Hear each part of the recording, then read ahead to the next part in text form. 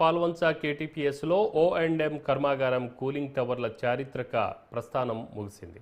8 cooling టవర్లను అధికారులు కూల్చివేశారు. Plant కాలపరిమితి ముగియడంతో 2019 డిసెంబర్లో ఓ&ఎం ప్లాంట్ను అప్పటి రాష్ట్ర ప్రభుత్వం మూసివేసింది. కూలింగ్ టవర్లు ఉన్న ప్రాంతాన్ని సద్వినియోగం చేసుకోవాలన్న ఉద్దేశంతో వాటిని కూల్చివేయాలని కేటీపీఎస్ నిర్ణయించింది.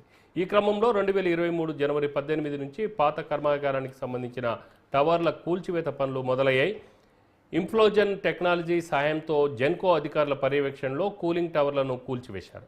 కాగా 1965 నుంచి 78 సంవత్సరంలో జపాన్ టెక్నాలజీతో కేటీపీఎస్ ఓ&ఎం కర్మాగారం నిర్మాణం జరిగింది.